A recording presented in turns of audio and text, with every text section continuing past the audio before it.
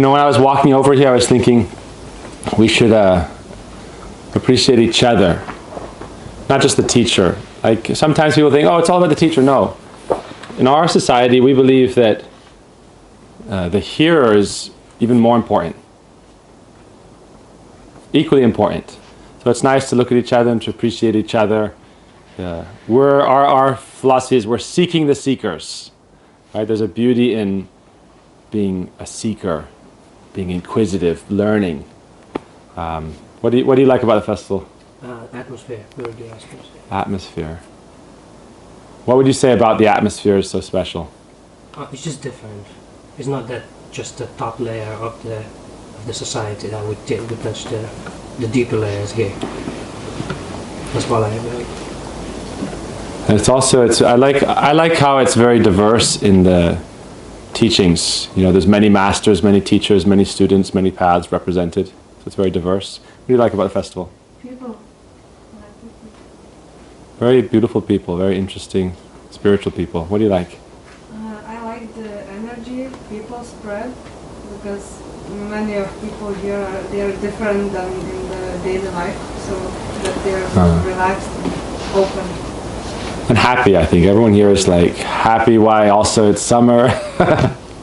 Who doesn't like summer in Lithuania, right? I live in upstate New York, so we all love summer also. What do you like about the festival, Dayal? Good weather. Good weather. Yeah. Okay, good. No rain. What do you like? People. And people, of course. What do you like about the festival? People. People. And the place.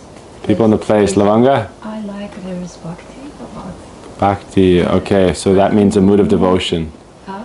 A mood of... And like people mood and lectures, programs, everything. Devotion. That's why I came. Yeah. Right. I like everything as well. The people, society, but I really like the forest. Just, the energy is very, very nice. Are you tenting? No, no, but the trees, the lake is. It's magical, right? It's really magical. I like these domes because you're like inside, but you can also see nature around you. I'm going to try to make domes like this in our ashram in New York. We have a 60-acre ashram. What do you like about the festival? The nature and the young people. It's good to see, because I'm the older generation, you know. It's good to see young people, you know, so energetic, so, I don't know.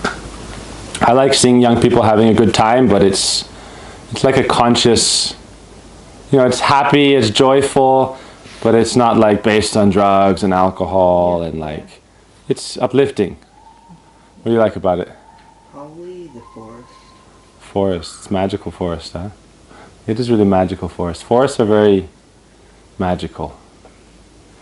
All right. So everyone understand the topic? You like the topic? We're going to talk about yoga, but beyond the asanas, beyond the exercises. And also about like our path of bhakti, which is devotional based and giving and serving. And so a little bit of kind of the philosophy behind it and how it aligns to the work we're trying to do. So I'll just offer a brief little invocation to my teachers and then we'll start. And if you have any question along the way as we're talking, you can interrupt. Think of it more as a conversation.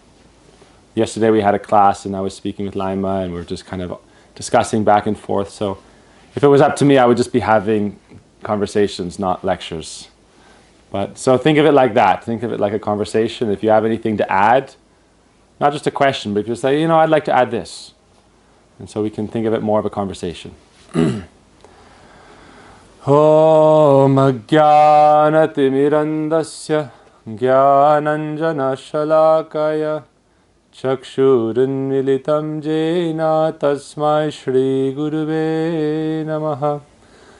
He Shri Guru Jnanadadhina Bandho Swananda Dhata Karunaika Sindho Vrindavanasina Hitavatara Prasiddha Radha Pranaya Prachara. Jaya Navadipa Navapradipa Prabhava Pasanda Ghajaika Singha Swanam Sankhya Japasutradhari Chaitanya Chandra Bhagavan Murari Nityananda Namastubhyam Premananda Pradhayine Kalo Kalamasa Nasaya Janavapataye Namaha Shri Krishna Chaitanya Prabhu Nityananda Shri Advaita Gadadhara Shrivasadi Gaura Bhakta Vrinda Hare Krishna Krishna Krishna Hare Hare Hare Rama Rama Rama Hare Hare.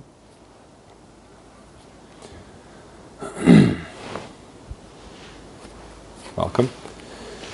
So the topic is, you could say, yoga for the soul. And the soul is kind of a loaded word these days, like who really knows what we're talking about? So we could call it more like conscious yoga, right? We can all agree perhaps on the principle of consciousness, right? Anyone who's conscious, we can raise our hands. Right? Are we conscious? Right? Yesterday we talked about the gender of consciousness. Very interesting discussion yesterday. Is consciousness male or female? We won't get into that. We talked about it yesterday.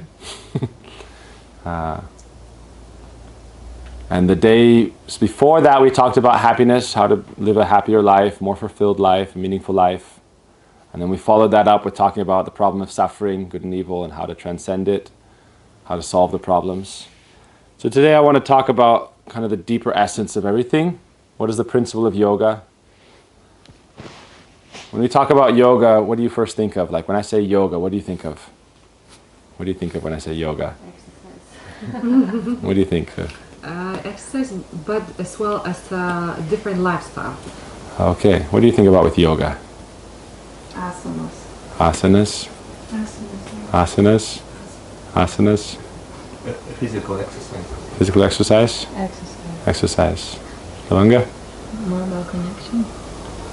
Okay, connection. What do you think? Shavasana. Shavasana, I love that one. You want to show us Shavasana? No. Please? Yeah, show us Shavasana. Okay, this is called Shavasana. Isn't that a great one? I think everyone knows how to do that asana. But how do you do it right? I don't know. Properly relax. Shavasana means relaxing. It actually means, Shava means like corpse. Just laying down, totally relaxing. Like not trying to hold anything in, not like wearing the belt tight, right? Take off your belt and just Shavasana. It's a good one. You're supposed to do that at the end. What do you think about with yoga? About controlling your mind, All right, I like that answer. What do you think about yoga? stretching. Stretching. All right, so basically we're talking about asanas, which is forms of exercise, lifestyle. So lifestyle, connection, lavanga, controlling your mind. So we can just talk about those 3-4 things. Yoga by definition, you know what yoga means by definition? Yeah? Unity. Unity, connection. Hello. Just getting started. Namaste, have a seat. So we're discussing what we think of yoga when we say yoga. What do you think of when you hear the word yoga? Unity. Unity. Okay, so yoga means union, right? But the idea is to be united implies that there is duality, two coming together as one.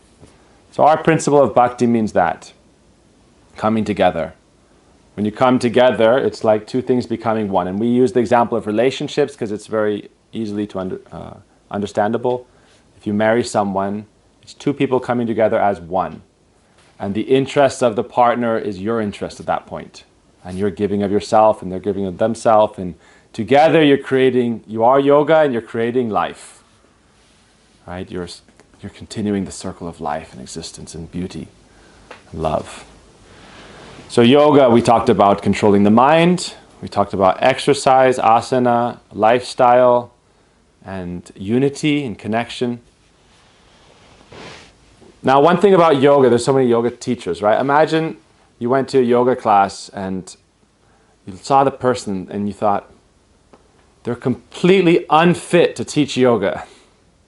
If you're thinking about like an asana class, they're like, they cannot, you're like, everybody stretch your toes, and they can't go like past this, right? It means our basic principle is that a teacher should be someone who has practiced or can practice. So that's part of the philosophy of yoga. General understanding of yoga is based on the exercise or the asana in the West, because then you can kind of separate it from the philosophy, and it's easier to brand it in a really wide way because everyone can live their own philosophy, right? Can we accept that, I guess? So yoga is, you can have this religion or this path, and then you can practice the asanas, the exercises. The thing with that is that real yoga isn't just an exercise. That's not, if you were to say, where is the principle of the asanas come from? It comes from the tradition that is a philosophical tradition. Who knows, like, you've heard the term Ashtanga Yoga? Ashtanga Yoga. It means, what does it mean? The 8 limbs of yoga. Anybody know any of the 8 limbs of yoga? Yama, niyama, Yama Niyama. pranama. Can you define Yama Niyama a little bit for us? Something you do, something you don't do. Yeah. So Yama Niyama is generally considered to be values and ethics. Not to hurt people, and also things that are going to make your life better. So lifestyle. You could say, to your point, yoga is like a lifestyle, how to live a better life for yourself, for your families. And then you have the breathing exercises. Like, have you ever done pranayam? Anyone done pranayam? It's really good, right? There's many kinds of breathing exercises. It makes you actually, you're oxygenating your body, right? And it's helpful for the cells. Like, imagine you never drank any water, and you just, or a little bit. Gradually, all the toxins in your body build up and they don't get flushed. So pranayama is very good. There's all this science behind, you can even say reversing aging processes. Like, sometimes you see people in their 40s who look better than they did in their 20s. And they're actually healthier and stronger and more agile. So yoga teaches all those things. But it's not just by doing the exercise, it's the whole process, right? Yam, niyam, asan, pranayam. Then the higher stages, dhyan, dharana, samadhi. Have you heard the term samadhi before? Samadhi is the final stage of the Ashtanga yoga process. It means samadhi, to be equipoised or fully able to apply one's concentration. So that's actually when you define yoga. Yoga is supposed to lead to complete focus. And then whatever you really want to achieve, you can achieve it. Because as long as you're too distracted in life, you don't get good results in anything in particular. So that's one thing. Why I mentioned the importance of the teacher being able to practice in order to teach is like one of the ideas of yoga is that it's supposed to reduce suffering, right? Whether your body is suffering or mental control, you're not able to control your mind. Pranayama, what it does is it helps control the mind also. If your mind's very restless and you practice the pranayamas and the asana, it leads you to a state of meditation, and your senses become, the intensity of the desire and agitation of the senses is reduced. And so you become more serene, more masters of what? Calm. You want to be a master of calm, right? Like, you imagine. You see some martial arts and it's all like Aikido, right? Yeah. It's so graceful. It's very strong, but it's not like a sword. It's like the movement of a tree and a willow in the breeze. So this is what it means to be calm. When we talk about happiness, in the Gita, Krishna says, happiness comes from internal peace. internal peace. And so that means there's different parts of that. One is acceptance of what is, that you can't control reality around you. You can control your own reaction, your own expression, your own feelings, your own emotions. It's a process. Ultimately, we're not self-controlled, so according to our genetics, according to our environment, according to our past, we feel certain things. We're depressed, or we're happy, we're elated. Krishna says in the Gita that to learn to be equipoised or in samadhi means when you're joyful, you're not so joyful that you lose any rational intelligence and commit mistakes. Sometimes you see people so happy. Imagine like someone just won a big sports match and they're super happy, overjoyed, and then they get in their car with their friends and they drive on the highway 150, 160, night, drinking, and then they crash. Maybe they don't die, but maybe they kill someone they love or someone else's child or family. So you see, when you're too happy and you're not in control, what can happen? Or you're too sad, and then you can also hurt people. So yoga is also about learning to control the mind. Krishna says that in the Gita, to be equipoised. There's different kinds of happiness. Most people think happiness, how would you define like happiness, right? It's a state of being. But usually we think of happiness as if I'm like happy if I'm enjoying, or my senses are gratified, or I had a pleasurable experience. What Krishna taught in the Gita is, if you win or you lose, you should be happy either way. If someone else is like, imagine you do in the Olympics, Lithuania got this many gold medals, and this other country got that many. I'm sad if my team lost, I'm happy if my team won. Unless happiness can come from within, then you're still based on external things. And so this is also part of the yoga philosophy. Samadhi means, sama means equipoised, and di means your intelligence. And so everyone knows about chakras, right? Chakras, 7 chakras. And it's described that the body, it's very interesting. Body is described to be like a universe, a world. Ever heard like that? Why? Your body is like a world. There's different gates, the different sense organs, how you perceive, how you interact. The mouth, right, and the anus. It's like how you take in and how you take out. And the eyes, how you access information. Also the mouth, how you project information. It's commerce. It's exchange. So the body is like a city or a kingdom.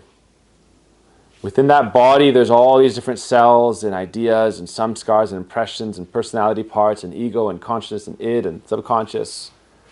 Now the question is, how do you bring that all into a state of harmony? That it's all not fighting different interests. That's what it means to be self-controlled. There's an example given of a chariot. Imagine your body is like a chariot, and there's 5 horses. And each of the 5 horses are the senses. The eyes, the nose, mouth that tastes, the nose that smells, the eyes that see, the ears that hear, the hands that touch. They're all trying to race to the objects of their own enjoyment. And they think that's happiness. If my eyes see something beautiful that I like, I'm happy. If my tongue tastes something that I like, I'm happy. If my ears hear some music I like, I'm happy. If I touch something I like, I'm happy. Right? If I taste something I like, I'm happy. Happiness that is only coming from the outside world is not samadhi. Happiness that comes from within, like a spring overflowing of abundance, that's happiness. So yoga for the soul means how to understand and develop our relationship with our innermost essence, the self, consciousness, and in relationship. Ultimately, we understand that happiness comes from like spiritual relationship. What is our relationship with the innermost essence, the source, God, as whoever, how you want to call it or understand it. But it's important to practice yourself before you try to teach. So for example, if anyone's been on an airplane, oh my God, it's okay. Anyone been on an airplane before? Yeah. Mostly. We've all been on airplanes. Before they start flying, what do they tell you? They run like the safety pre-check, right? And they say, If the oxygen mask comes down, right, the oxygen mask, what do they tell you to do? Put first by yourself. Put it on yourself, then For the kids. someone you love. They don't tell you, oh, someone in the first row, go up there and help them. Help yourself, and then those closest to you. So I want to talk about yoga in terms of generosity and service also. Our philosophy of what Lavanga was saying in devotion, bhakti means to give, to share, to love, to have devotion for something. To really love something and care for it and try to help it. And so that's kind of the basis of Vedic thought in terms of real dharma. Dharma means caring for yourself, put the mask on yourself, but then care for someone next to you. Like love your neighbor. Before you try to love someone really far away, first love your neighbor and yourself. Take care of yourself, your child, your family. Your first duty is to your family. You try and say, no, I don't care about my family. I'm going to go save the world. Yeah. And then your family's suffering. You're neglecting your duty. Your family is your first duty given by God. Anyone here kind of believe in God? You don't have to say, it's okay. But whether we believe it or not, the philosophy is, theoretically, you can just hear, the philosophy is that God is like, we're all conscious beings here, right? I said, what is the gender of consciousness, for example? Consciousness is described to be energy and the source of the energy. In terms of God, they say the sun and the light, particle of light. The particle of light is energetic, it's energy. And the sun is like the source of the light. So that's like God and the soul. So the souls are described to be like finite particles of consciousness, and the source is described to be infinite consciousness, or its source. And they both have consciousness, and they both have a field of activities. So our field of activities are our body and its surroundings, our family, our society, that's our field of activities. God, or the infinite consciousness field of activities, is everything, because it's infinite, and we're all part of it. So we're part of that same field. Why I'm mentioning that is because we're talking about yoga for the soul, and it's based on bhakti or devotion and relationship. So if we can develop an internal connection to that essence in whatever path we are following, happiness that comes from that relationship, we're tapping into kind of an infinite source of power. Sometimes the example is given of a match. If you strike a match, how much power or heat, how long would that flame last? How long would that flame last if you light a match? Depends how good of a match. Sometimes you get a long match for starting a big fire. 1 minute. 1 minute. What if you take that match and you light a fire with cotton? How long will the fire last? And then what if you use that cotton and start a fire? And what if you put more fuel on that fire and gasoline on that fire? Then how long will that fire last? So if you think about yourself in terms of energy, which is what fire is, the soul is described sometimes like a fire or a flame. Ever heard that? Like a flame, because it's not just consciousness, it's consciousness with the ability to act. Matter doesn't act, right? It's the consciousness behind it is the animated the motion. So they say matter is always in motion, but what's the reason for its motion? Consciousness. We say consciousness is behind everything. That's how Vedantic literature addresses it. Consciousness is at the bottom and the top of everything. Matter is the in-between. Matter is what happens in between conscious states, almost. Consciousness is the animating force. So now we have a choice what to do with our consciousness, how to live our lives. Yoga is the lifestyle that helps us lead a better life. Now if we're living a good life but then we harm someone else, that goes against the principles of yoga. The principle of yoga is yam niyam, means be good to others. It's ethics. So if you talk about Astanga yoga, the eightfold yogic process, it begins with ethics. Be a good person. We gave a first talk about the do nots. If we're a good person, you don't have to constantly tell someone, don't kill anybody, right? Don't steal, don't lie, don't cheat. It's basic, but it's important. The fundamentals are important in life, right? Who knows, like when we're kids, like sometimes they say kindergarten rules, right? We learn it in kindergarten, but if we forget it and we don't practice it, then what's going to happen? Right? You can be an old kid bully. What's the use? So kindergarten rules. What do you learn in kindergarten? Maybe Pooja can tell us. What do you learn in kindergarten, Pooja? Not to hit. Don't each hit. other. Don't hit each other. Don't bite each other. Don't bite each other. She's a great yoga teacher, so she can give some good. Ahimsa. We're talking about yam niyam. So you learn it in kindergarten, right? I like the one sticks and stones, but I don't think it's a proper equation, right? Sticks and stones, break my bones, and then, do you know that one here? Is that just American one?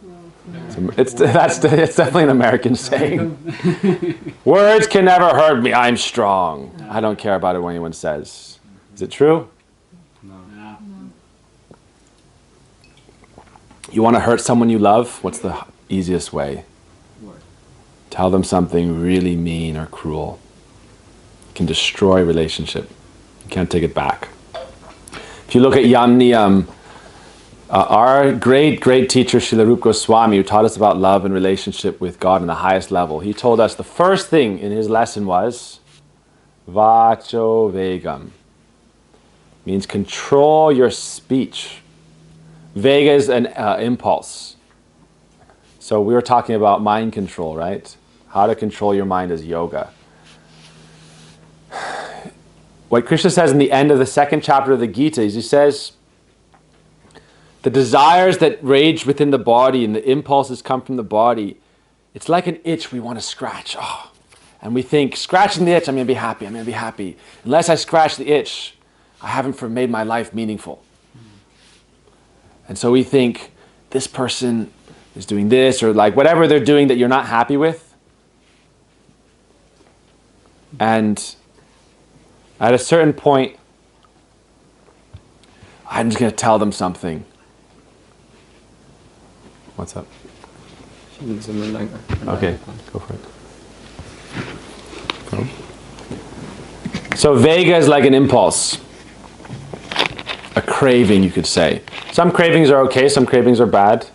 Right? Some cravings you try to avoid. But you need to learn to, one of the teachings of the Gita is that you need to learn to differentiate between a craving or an impulse, whether it's really connected to your essence or whether it's just an impulse of your senses. So when we say when you're not in self-control, which is what we're talking about in terms of yoga, sense control and mind control. Like you associate your desire with yourself, and so you think, unless I'm fulfilling my desire, I'm not fulfilled. But you are not your desires. You are not your mind. Was anyone there in that yoga class this morning? What was the teacher there? He was doing a song. It was a sweet song. I'm not emotion. I'm not mind. Not the body. Not the body. So it's very interesting. An impulse isn't the same as your truest self. And so how to learn to control your impulses. So this is all basics of like our ethics system, right? Be a good person, right? And then yam niyam, then you learn the different kinds of dhyan, how to meditate, right? Yoga is also meditation. Meditation, dhyan, dharana, samadhi. Samadhi ultimately means, Krishna says in the Gita, to become like a candle that doesn't flicker. That means the winds of all your different desires don't disturb you anymore. That's why when Krishna talks about impulses, he says the self, like composed, the person in samadhi is like an ocean. And all the rivers of all the impulses and desires are still flowing through the body, because the body is like a vehicle of all your different jumbled up stuff. The body isn't just your consciousness. The body is also your mind. And it's the seat of the mind and the ego and the id. It's all of those different things jumbled up. So to recognize that all these things aren't necessarily you could say I'm not my emotions. But when you're happy, you're thinking I am happy. When you're sad, you're thinking I am sad. Based on different things that isn't necessarily your truest self. And so what yoga is ultimately leading you to is true knowledge of the self and then how to live properly. Righteousness, dharma. So this is kind of what we would say is yoga for the soul or yoga for the self. It's coming to a deeper state of knowledge, realization of the self, and there's a process to achieve that.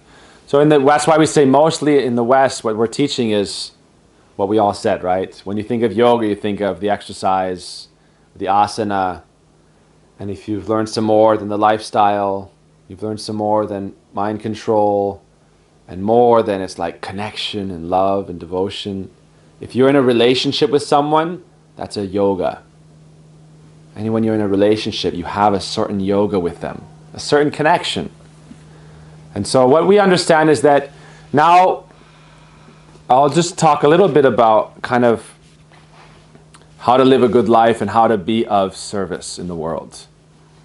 And if you could say this is kind of the way to how to solve a lot of our problems we face in the world today. Most of the time, like what the world has taught us is that the best life is something where, we're happy. If you go to a bookstore, you can find a self-help section, right? Yeah. Is there a help others section? Help others section of the library, right? So the idea is that once you put on your oxygen mask, why are they telling you to put on your oxygen mask in the plane? So that you can help others. Because if you don't put it on, they would tell you first help your child.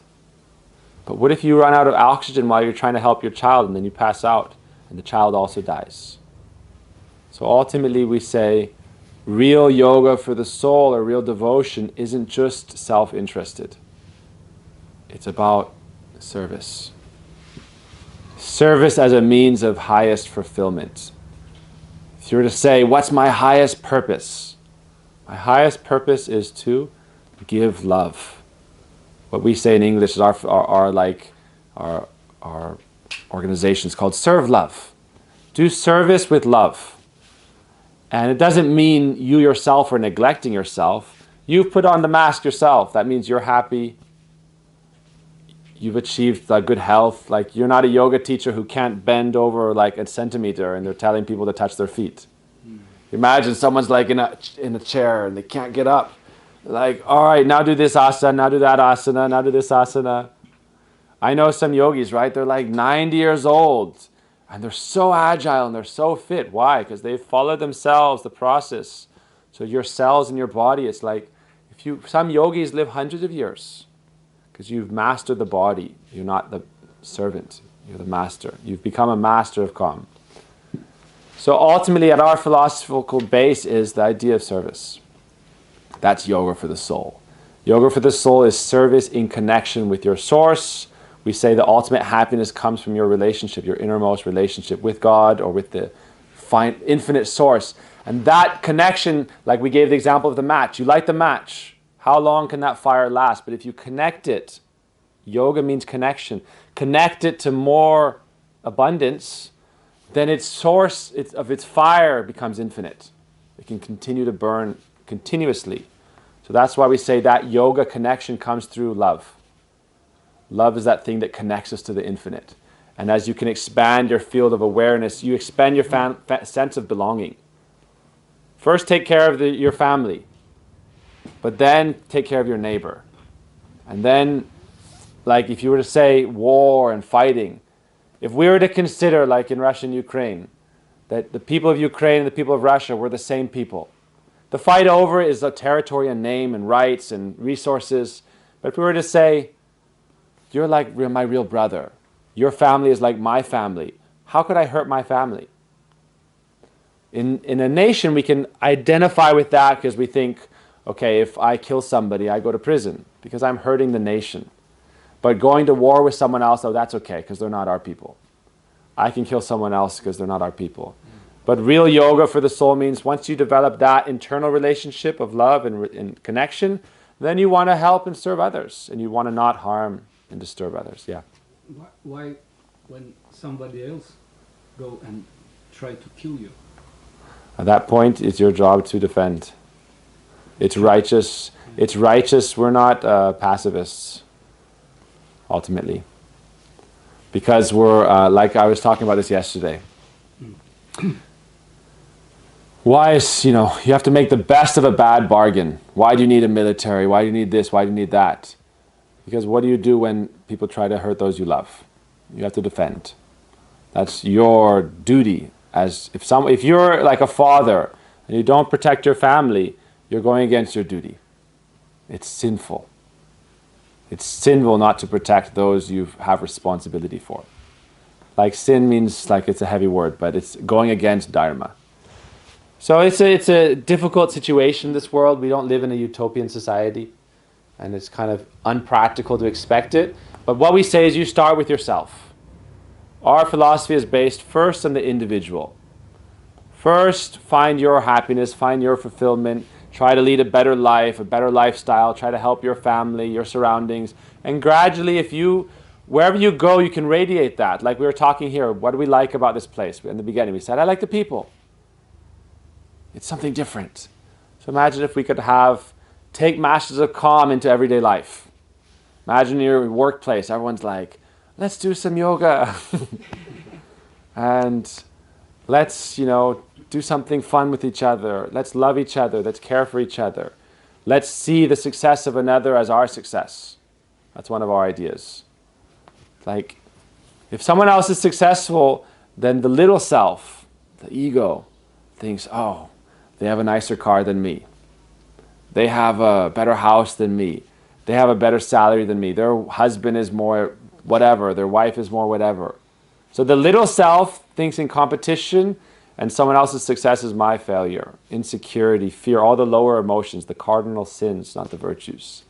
The better self, the bigger self is yourself evolving, yourself developing, yourself growing, and helping others, giving and serving others. If we look at society, I would say the root of a lot of problems in society is that we're being taught to be selfish rather than to serve and to care for others as our basic value. It doesn't mean don't be selfish, because again, take care of yourself, learn to do yoga, have a better lifestyle, eat healthy, be a healthy person, then you can actually help people. But then if we say don't do any service, don't love other people, someone else is suffering. Imagine you're walking down the road and someone's starving and suffering on the side, and you have means to help them and you don't want to help. Then how is this dharmic? So proper society, because mostly our path is based on the individual. Help the individual first. Don't try to change all of society without helping yourself. Self-help, go to the self-help section. And then once you're whole, then you go to the help others section. Because otherwise, how are you going to really help others if you can't help? If you're like, a lot of people go and they're like, I'm going to be a teacher, I'm going to be a guru, I'm going to be this. But they themselves in their own life, it's a complete mess. And so you're just teaching people to lose faith in the idea even of teachers. You're trying to help everyone and save everybody. I'm going to save the world. And you're just an absolute mess. And people are going to think, oh, so many bogus teachers out there. What should I do? So help yourself. Take care of yourself. Develop, grow yourself.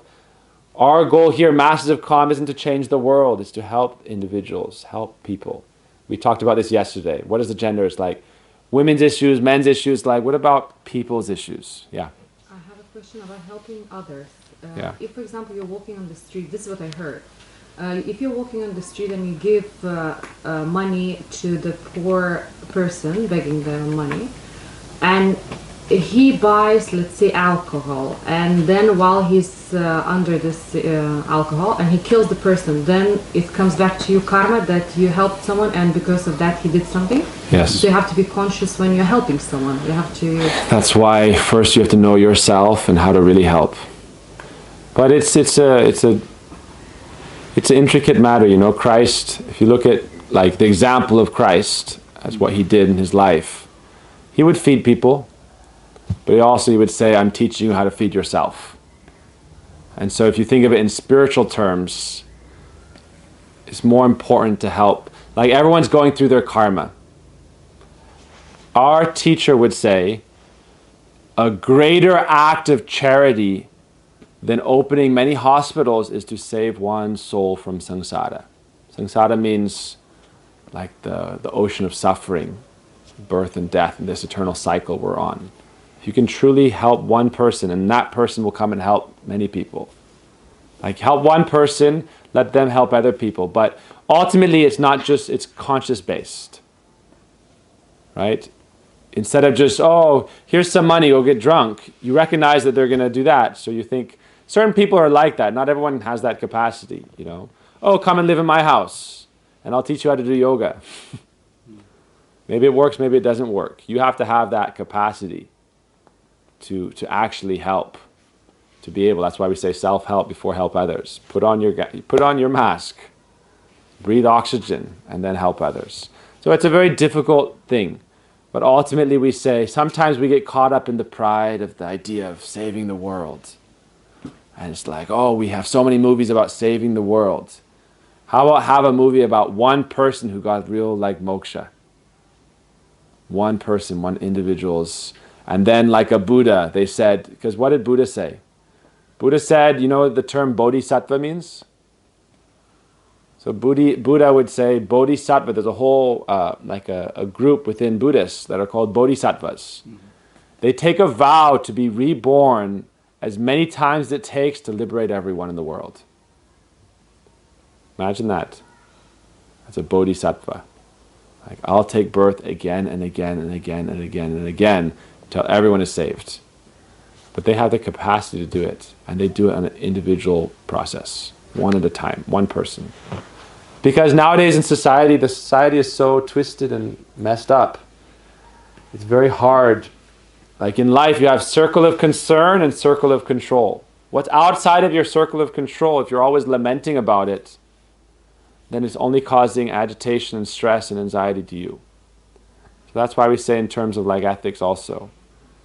It's like what you can't control, don't worry about it too much. Focus on what you can and develop it. Yesterday we were talking to Laima and she was saying, focus on your strengths and develop them. Become better. Become stronger. So we can, if you guys have anything you want to talk about, any questions? It's a little warm in here. Everyone feeling all right? Anything you'd like to talk about? Or you want me to keep going? I kind of have one question. Yeah? It's a weird question though. But let's just go. So you guys, I can keep going if you're interested in, or tell me whatever direction you want me to continue in, or if you're okay with some questions. Let's do questions then. Yeah. So like, if they are incarnating to help all these souls, then I'm wondering, are there always coming new souls, or are there like, are the souls, are they created new souls all the time, or are the souls like just here? All the souls that are existing, they are like existing eternally. It's a very interesting metaphysical question. It's like I always talking about metaphysics, I never asked it. I'm like, yeah, it's kind of wide. Yeah. But I don't know. We say consciousness, like for example, there's a verse in the Upanishads that says Om Purnamada Purnamidam Purnamudachyate Purnasya Purnamadaya Purnameva Vashishyate. Purna means complete. And that's why they use the word Om. Om means everything. Om is complete existence in a seed form. Purnamada Purna means if you subtract infinity from infinity, infinity remains. That's why from this conception the Vedas came up with the principle of zero. Zero doesn't mean nothing. What do we think? Zero is nothing. Is zero nothing? What's a zero? Right? Beginning. No beginning, no end. beginning of the end, it's a beginning again. But you don't start like in before, because zero, the principle of zero came from Hindu, like from Vedas, from Vedanta. Before it was like, oh, you got one apple, you got two apples. You got three apples, you got four apples. You got five, you got six, you got 7, 8, 9, 10. As soon as you go from how do you count past 9? But they would count, but they didn't have the conception of zero. Zero is something that's like a multiplier. Right? What happens if you have $1 and then you add 7 zeros? You're happier now, aren't you? 1 euro, 0, 0, 0, 0, 0, 0, 0, many zeros. Right? So now, wow, wealthy. So zero is an interesting concept, but the idea of zero with infinity is, it's like endless potential. Zeros are just endless potential. When you add a zero, you don't take anything away. You're only adding. Take a number and add a zero. Before or after, anywhere, you're just increasing the range. 0.0001, 0.0000. You're just adding to the range. So it said God and His consciousness is infinite. Souls in God, it's infinite consciousness. And infinite finite particles of consciousness. It doesn't have, you could say, are they being created? They're already infinite. Just like when they talk about multiverses and cosmic philosophy and quantum mechanics, all this stuff, it's like infinite possibility, infinite realms, and infinite dimensions. So bodhisattvas have plenty of work to do, don't worry. They get to be bodhisattvas forever. And it's a joyful life, it's dharma. Serving dharma, helping others, no problem. Consciousness is always expanding its field. And it's always existing. The idea is if you think of God as the infinite, and you take away infinite from infinite, anything that comes from that infinite source is itself infinite. So because you could say God creates the world, but it comes from the infinite, therefore it's infinite. But we look at material existence. It's always expanding, always changing, always transforming, newer and newer experiences and beings. So it's always there. It always was there. It always will be there. It's always expanding. It's always developing. More and more and more zeros. We say in life, going back to yoga for the soul, you can have 1,000 zeros, but if you don't have a 1, what's the value? Zero. So in terms of value, the question in our life is how to add a 1 or a 2 or a 3. And then everything else that you have, all of your potential in your life and your potential of those you come in contact with, that magnifies the value. But you find the 1 in your life. Find the relationship that helps you in your life. We're based on yoga.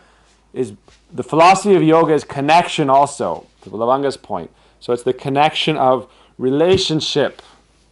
Ship means a vessel for your relation, for your experience, your emotion. So in life, relationships are important. That's our philosophy. With your family, with your God, or whatever you believe. Develop those relationships. Those lead to your happiness. If you're in a good relationship, you'll be happy enough that you can give and serve others. If your relationships are flawed and you're not whole and healthy, then you won't be able to help others. So, any other things? Questions, anyone? Go for it. However wild it is. I don't know. Let's take, how to say, point that consciousness is expanding, right? Why in the world we feel it's, I don't know, do you think this consciousness is expanding in our world? Not consciousness expanding, I would just say consciousness is... We are living like 3, 4, 5,000 years already. What do you mean, like the civilizations in the earth? Yeah. Well, if you were to look at, take it 500 years ago, is it easier to live now than 500 years ago? Right? We don't have to. We can do more. The thing about now and the past is, now we can come to Masters of Calm. 1,000 years ago, it's like, did you have a Masters of Calm festival? We can talk about things rather than just food and shelter So it's evolving. We say more than expanding, it evolves. Conscious evolution. Now it's always back and forth. Our Vedic philosophy is cycles, not just vertical growth. It's cyclical. Yeah. So it's the wheel. It's the wheel of samsara. So the question is how to get out of the wheel, breaking the wheel. That's liberation. So it's spiraling up, spiraling up. So I wouldn't really say it's expanding so much as it's evolving. And the goal is in human life to evolve beyond samsara. To become truly like self-realized, enlightened, you know. And that may sound like too far off of a goal, but it's not. It's possible. Just a question of your commitment and level of commitment. You have to surrender to something fully and follow it fully. And then you can achieve it perfectly. And that's what yoga teaches. Real yoga, what we find in the West is just, oh yeah, do an exercise, feel better, enjoy. Because what we teach in the West is usually you divorce it from the spirituality, but they teach pop spirituality without commitment. So it's like really nice for people because you don't have to commit to anything. Yeah. A lot of it is no commitment, which is fine because most of us are already committed. So it's kind of like, yeah, just do the exercise, you're committed to something already. Sorry, I don't know why I'm drinking a lot today. I'm a water creature. But I personally see that like when we really talk about yoga, it's not just the postures, it's not just the exercise, it's not just the lifestyle, it's the whole tradition. But we've kind of taken away, you know, like I'll take a little bit of this, and then take away all of that. Try to enjoy, and if you look at what they're doing with chemicals and with food, it's restricting the spiritual growth of the individuals. And you don't, not to get into all the kind of theories, but like what they do with chemicals, with fluoride, pineal glands, which is all about consciousness, like really consciousness should expand in you as an individual or evolve at each individual. But it's kind of like keep people down, but enjoying their senses. Because it's hard, you know, in the past, thousands of years ago, it was mostly like kings and royalty and serfs, slaves or peasants, and a small noble class. And now, but slaves tend to revolt. Hey, why do you get more than I get?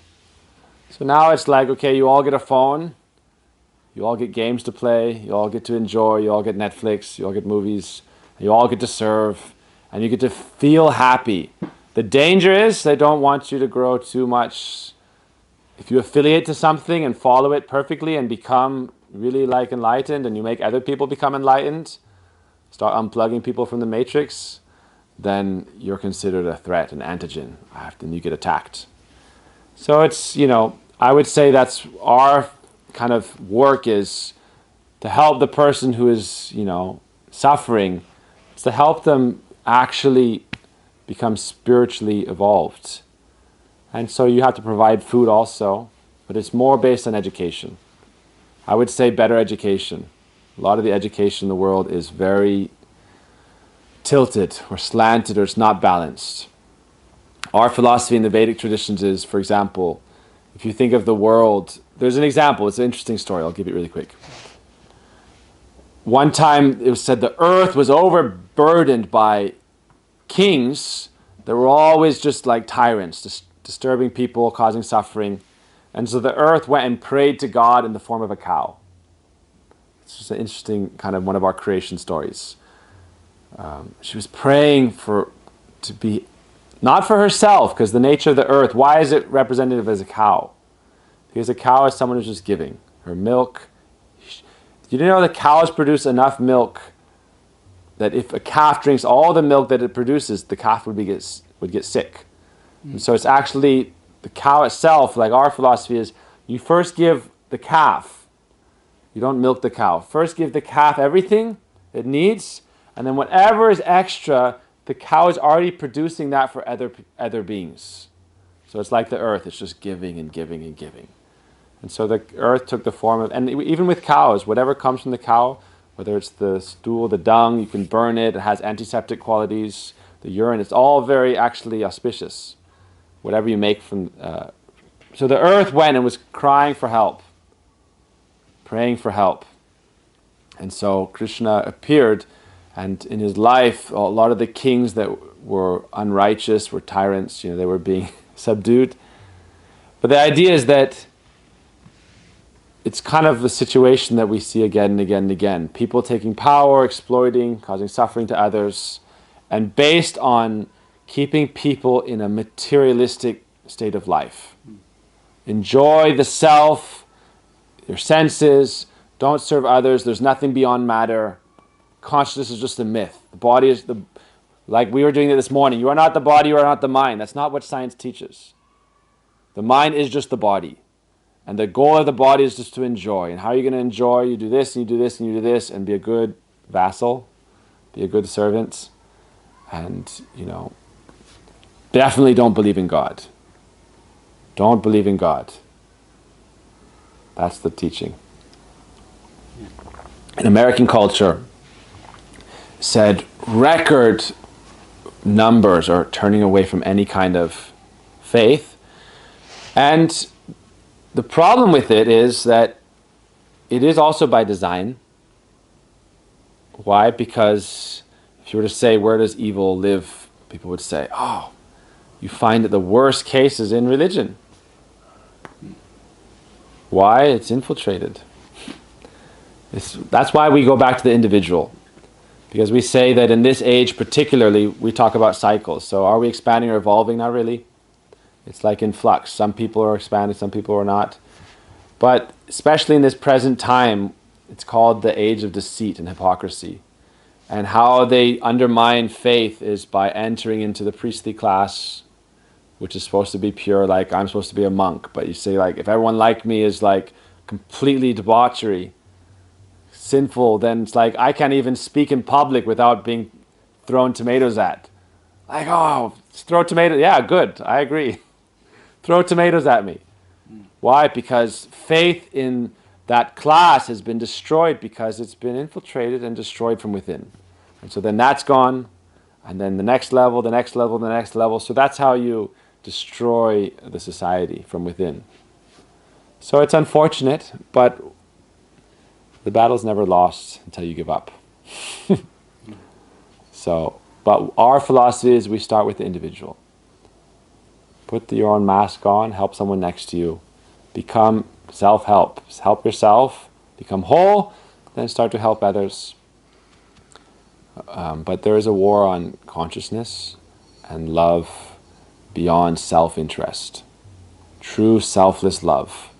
That's our highest principle. That's what we call yoga for the soul. Pure love without seeking reward. Just giving without desiring return. And when we do that, then naturally it replenishes itself by the law of karma. The more you give, the more you get. So you look at the wealthiest people. Karmically, they were the most charitable. If you look at like past life, actual reincarnation and karma, the law of it is the more loving, the more giving you are, the more you receive.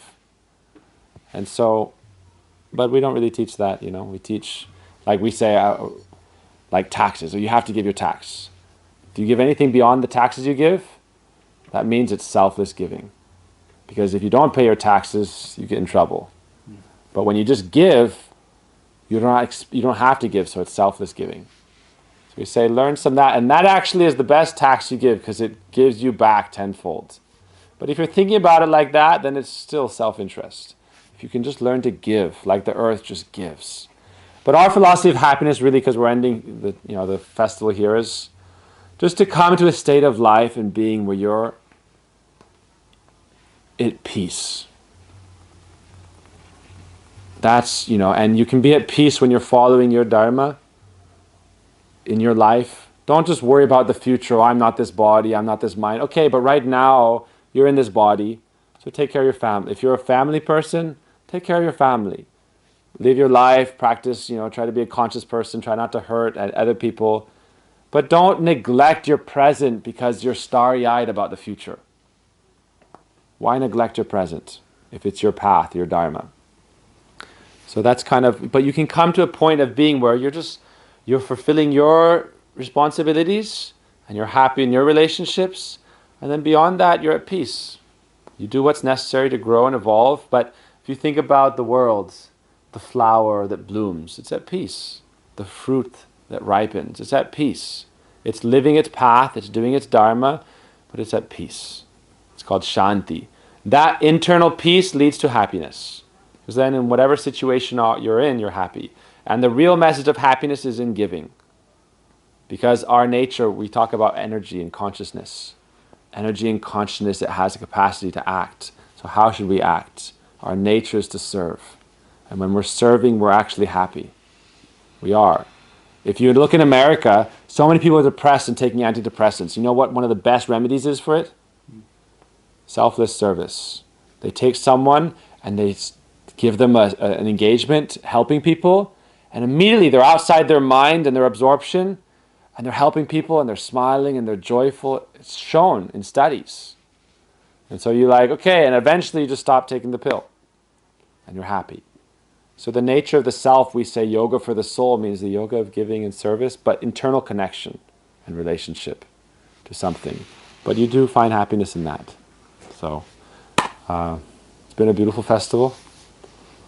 Thank you for allowing me to say something. If you have any more questions or anything you want to talk about, or we can. It's kind of warm in here, huh? Yeah. Anyone a little sweaty, so it's kind of hard to really get into it. Yeah. But it's been a beautiful festival. I hope to see you all again, maybe next year. And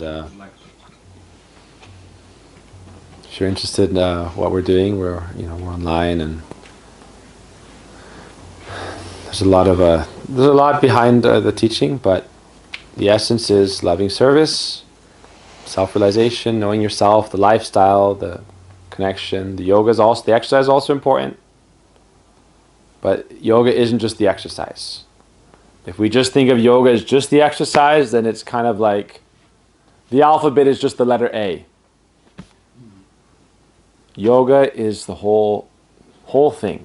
That's yoga. Otherwise we can say, I'm doing asanas, I'm going to an asana class. Don't say you're going to a yoga class. I'm going to an asana class. Are you practicing yoga? I'm practicing A. I'm learning the letter A. So yoga is the whole alphabet, all the way to samadhi. That's the real yogic path. So until we achieve samadhi, samadhi means a realization of your true nature, your true path, your true dharma. And a lot of times we talk about it, I'm not the body, I'm not the body, I'm not the mind. Yes, true, but you're embodied. And so you have some obligation, some responsibility in that body. So therefore we say don't shirk your responsibilities, but do it in a love-based path, knowing your inner essence and doing it as service. When you're with your families, you do it out of love, without desire for, like when you're loving someone and you're grateful for your relationships, you just give with love. When you take care of your children, you give with love. You're happy seeing them successful and seeing them happy. If you can be happy in others' happiness, you can always be happy. If your desire is to make them happy. If you desire for someone else to be successful and happy and you work towards it, you can always be happy. And ultimately, that'll also come from within. And if you love someone enough, they'll also give you love back. But it's interesting, real love isn't only transactional. Mother, that's why we say pure love in this world is like a mother with the child. You take care of the child, you take care of the child or the father. Whether they give it back to you or not, you still love them and care for them. So the idea of loving like that, and also learn, I know like my family, my sisters, I have 5 sisters, lots of kids, lots of nephews and nieces. It's hard sometimes as a mother because you're always giving and giving and giving and giving. You're kind of expected to just give, right? Like ladies, we have to give and give and give and give and give. When does it end? When do we get to do something for ourselves? So we say, don't wait. Start now. And there's so many intelligent philosophers and teachers. My sister follows Brene Brown. Anybody know Brene Brown? There's a lot of good teachers out there, and they teach you how to live a life where your cup is always overflowing. So you're never becoming bitter to your children. Oh, you're just taking everything from me, and all my life and all my energy is just for you. Like you learn how to be happy and within yourself. so that you're whole and satisfied and content, and then you can still give to those you love. And at that point, you don't need anything back. So that's really the question, how to really follow the self-help section of the library. Whatever path it is for you, your inner fulfillment comes from within. Then you can give and serve. And you can do it all together in this dance. But I know it's hard. Life is hard. I know it because I've always worked very hard in my life and tried to serve. I've been serving my whole life as a monk since I was a kid. And I'm happy, I'm fulfilled in it. I can genuinely say I find purpose in it, and my purpose is in trying to help others without expecting reward. Like for us in the monk path, you never get paid for doing anything. Someone can give you a donation if they're grateful, but you never take payment. This payment is seen, it's just a business. It's not based on really wanting to help people. You're seeing people as dollar signs, not as people with needs. Not as people who need to feel loved and appreciated and valued as individuals. So that's our tradition. That's our philosophy. Thank you for your time. How did you know that to go into the to become monk? Because you become very early. When I was 10, I got my mantra initiation from my guru, and he asked me to be a monk. But I was 10, so he didn't say right now. But so he said, okay, you do your school and everything. And then when I graduated, he said, come to India and stay in my monastery. So I lived there for 16 years. And then doing service, doing charity and publication. And our work is like if you see practically on the practical level, like I'll tell you an example, like someone was starving, right? Like say the person is hungry and you feed them. And maybe they go buy a drink. So we say, don't give money, give good things. In our ashram, like we have a school we started in Bandhav where we teach like 100 kids. We just started it recently, and we're teaching 100 kids that had mostly like no family, no money, no good food or shelter, no education, nothing. And so we're actually caring for them as practically like parents and teachers and giving them everything for free. And so it's based on charity. So it's like someone has to continue giving. Like we're all trying to give. We're giving our energy. Everyone's giving our energy. But really, like to be a monk means anything that's given is not for yourself. Like we say someone gives me a donation, here's $50. And then I go and I just spend it on cheesecake. It's like you didn't give it to me to buy myself cheesecake. You gave it to me so that I can use it for service. And so we do like that. But we provide education, we provide food, we feed like 1,000, 2,000 people a day. But then we also give spiritual like teachings. So it's like it's a whole yoga is A to Z. Not just the asana, not just the exercise. So helping someone isn't just giving them food or medicine, it's helping see them to their ultimate fulfillment. That's what it means to take responsibility for someone. To be a guru means you're taking a pledge like a bodhisattva. A real guru says, I'm taking a promise to see you to the end, to your ultimate fulfillment, to your ultimate grace, to your ultimate achievement, whatever that may be. So that's kind of like, for me personally,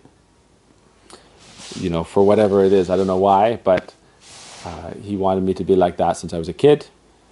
And I went to school with that knowledge. And, I had, naturally as a kid, you have different ideas and desires, but I always try to live my life with the idea of sacrificing it to him in service, to a good cause. And so that's what I've been doing. Last 2020, we started an ashram in New York, and we're teaching there. So that's my path. Yes? I have a question. How to know if you're living your dharma? Like, you want to be a monk, but you're like a lawyer, and it's built in from the parents. We don't teach everyone to be a monk. No, it's just but an in general, example. Like if you, outside, yeah. There are different dharmas you have. You have the dharma of the body, the dharma of the soul. You have your higher dharma, your dharma for this life, your dharma for eternal life. So what we say is, it's its own field of study. Know thyself. You can do it. There's many ways you can do it. You can through analysis, through meditation, through contemplation. What should I do in life? The thing about consciousness is that you have the responsibility to choose, and you can't do 10 things at once.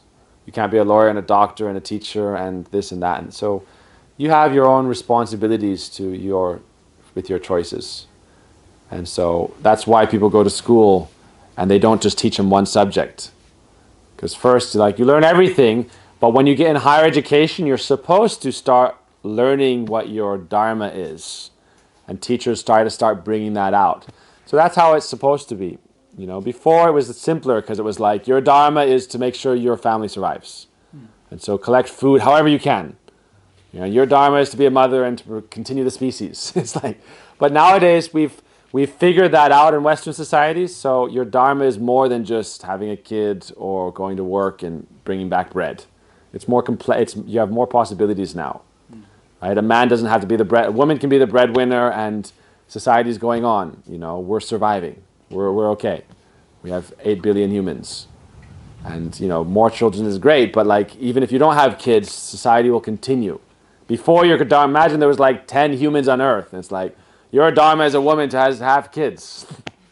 Right? Continue the species. We don't have to worry about that now. So you can have kids or not have kids, it's up to you. So your dharma now, because your possibilities have expanded, therefore we're more confused. Because we have so many possibilities now. You can grow up in society and you can basically choose thousands of different pursuits in your life. That's the issue. So now the question is how to choose. And so we're in a dilemma. What to choose? If I do this, I can't do that. So I would say one thing is that meaning in your life isn't just going to come from how much money you make in your career. That's an important principle. Meaning isn't like we put status and wealth as our highest value. How wealthy are you? What's your status? And you tie your self-worth into that.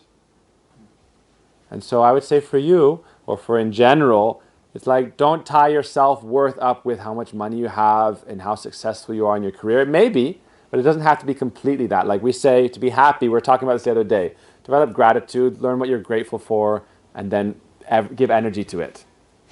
That's I was thinking about this the other day. I was talking about this about happiness. Develop a gratitude diary once a week or once a month, or even take a few notes, a few lines. I'm grateful for this.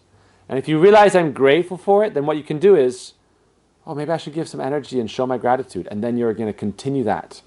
Like say you have a relationship, it's good or bad or it's okay, but whatever you're grateful for in any relationship you have, try to show it in a sweet way. And then you're going to strengthen your relationships and you're going to get a higher return of that thing you're grateful for. So you say strong relationships, exercise, purposeful engagements. All these things create a good life. Part of that is your work, but it doesn't have to be, you know, like we were talking about this yesterday. Like some people may say, oh, I'm a woman and people just want me to like be a mom. But I'm more than that. And so it's yes, we say we're individual first. Okay, you may be a woman, but you're a person. You may be a man, but you're a person. So I'm going to treat you as a person. And what's best for you as a person. Not what's best for you as this sex or this gender. Because it's like oversimplification. Oh, I'm talking to a woman. No, I'm talking to a person with your own unique individual mood and expression and culture and background. So there's so many choices. Your dharma in this life, that's something you find a mentor or you figure it out yourself, whether you believe in like astrology or whatever it may be. I liked what Laima was talking about yesterday. She said, find your unique strengths and work on them, hone them, become better at them, and try to develop responsibility. Ultimately, we believe that fulfillment comes from responsibility. Right? Not just from your own individual expression. But how to find it particularly, you have so many choices. So I would say, don't lament for what you can't do. Just do what you can. And do it well and love it and take responsibility for it. You can't do everything in life, don't worry, you'll get to try something else in another life. Right? This life be a doctor, next life try out to be a lawyer. But I would say there's a higher duty, what we call bhakti yoga. The highest duty. The highest duty is in your true relationship, in your relationship with God. That's your highest duty. Savai pungsam paro dharma. That's equal for all beings. So follow your highest duty. All your other duties will become into alignment when your highest duty is being followed. And that doesn't take away from your other duties, like a family man, an engineer, or whatever it is. But come into that inner alignment. And then you won't be so attached to the external things. And you'll find happiness in the little things. We're very like results-oriented culture. My duty is to become a successful such and such. What if your duty is just to have good relationships with people and to have like some love in your life? Take that as your duty. Start with that. My duty, my dharma in life is to love somebody and be loved. That's your dharma in life. Okay, you're working on that. Okay, my dharma in life is to express myself individually because I've just given away too much and I'm just in this loving relationship. But me, it's like I've worked my whole life. I've never earned a penny because I was just in school and then I immediately went from school to being a monk. So, but I've worked 8, 10 hours, 12 hours, 15, 16, I don't know how much. I never earned and I don't have status. So is my self-worth tied up to my external bank account? I have to learn to dissociate those two things. So my dharma, my highest values aren't just my so-called success in life, it's my relationships in life. My relationship to my teacher, I'm trying to fulfill his desire. I'm happy trying to make him happy. So if I put that as my high value and I take responsibility, I find meaning in it. And so I'm happy. So I would say the question is how to follow your dharma, how to understand your dharma. You need to analyze things on a deeper level. And then understand you as this emotional body, makeup, soul, consciousness, mind, whatever it is. What's the best engagement for it in this life? What's its best spiritual fulfillment? And also the little things. You know, your dharma is to sit in the sun and smile and be happy. That's your dharma. Go on a walk. Go to the lake and take a swim. That's your dharma in life. All right? Your purpose, like they say, I'll give you an example about like metaphysical idea of the soul. The soul is Sat Chit Ananda. Have you heard those terms? Sat means eternal, Chit means conscious, Ananda means blissful. So we're all eternal. We don't have a choice. Consciousness eternally exists in the Vedic literature. Vedantic teaching says consciousness is eternal. You don't have a choice. And it's conscious. You don't have a choice about being conscious. You can become unconscious, right? Take a certain drug, or you could say, I'm going to kill myself and be unconscious. Sorry, you can't get out that easy. I've talked to a lot of people who are like, oh, and it's not something to laugh about, but you can't get out that easy. Consciousness continues. Now you can say, I'm going to annihilate myself. I'm going to cease existing. It's called the impersonal path. I'm going to merge with everything, and I'm just going to forget all my sorrows and troubles, and I'm going to not personally exist. I'm going to erase my ego. That's an option, non-existence. But it's not the blissful option. We're Sat Chit Ananda. To be blissful, you have to have an experience of a dynamic of a relationship with something. So the point is that we're conscious, we're eternal. How to be blissful? That's the question. So if your dharma is to be happy or blissful, now how are you going to be it? If you're always striving for something, my success, in 20 years I'm going to be a successful this person. I'm going to be successful on this metric. I'm going to be an influencer on TikTok. And you're waiting and you're waiting. I have to do these dances, and I have to do this, and I have to do this challenge, and I'm going to get this many followers. And you're tying up your happiness with your likes and with your dopamine hits and all those kinds of status things. I would say be happy going for a walk and taking a swim. That's your dharma. And then build up from that. Start from the basic level. That's what we understand. And if you're following your purpose, you have a purpose, obviously, but you can take pleasure in the slightest things. You can take happiness in the littlest things. You know, when it's sunny, when it's rainy. You know, like a child. A child, the first time they see snow, and they go out and they play in the snow, and they make snow angels, they're happy. They're not stressed about chasing the career, chasing the carrot on the stick. And the other key to happiness, we say, is that acceptance of knowing whatever is going to happen in your life is going to happen. I don't know if you were here for when I told the story. I'll tell it really quick. It's an interesting story. There's a Chinese farmer. You may have heard this story. He lived his life. He took care of his family, took care of his responsibilities, and he was like satisfied. One day, his main horse that took care of... Anyone heard this story before? Okay, good story then. Chinese farmer, he had a horse that did all the work. The horse ran away. All his neighbors came and said, "Oh, alas, alas, alas. Your horse ran away. So sad." You know what the farmer said? Maybe. It's an Alan Watts story, he tells this. It's a famous old story, like Confucius, I believe. So everyone lamented, but the farmer was detached. He said, "It's out of my control. Maybe it's good, maybe it's bad." A few days later, you know what happened? That horse went and made a bunch of friends, and it brought all 10 horses back. And they all lived at the farm and helped do the work. And all the neighbors said, "Wow, there was such a silver lining. The unfortunate situation became so fortunate." You know what the farmer said? Maybe. It's here now, it's good, I'll use it, okay. My life isn't just attached to what's around me, my external success. You can find a poor person happy and a rich person miserable. And so if you're tying up your happiness, you're rich, but this person is richer than me, until I get to his level, I'm not going to be happy. So you're tying up your happiness and your fulfillment with your external things. So you know what happened? His son started training the new horses, and he broke his leg because he got thrown off. And all the neighbors came and said, "Oh no, such a misfortune." You know what the farmer said? Maybe. Maybe good, maybe bad, I don't know. 2 days later, the military came, drafting. "Time to go to war, give me your sons." "Oh, his leg's broken, he can't come." "Okay, we'll go to the next place." Farmers, everyone celebrated. "Oh, it's so good." Maybe. What we can't control, what's bad for us today may be good for us tomorrow. What's good for us today may be bad for us tomorrow. Live and be happy. And do your best. The farmer wasn't a pacifist. He did his best. He took care of his family, did his work. Find some meaning in your life beyond your external things. And then you can be happy in the little things, the little joys of life.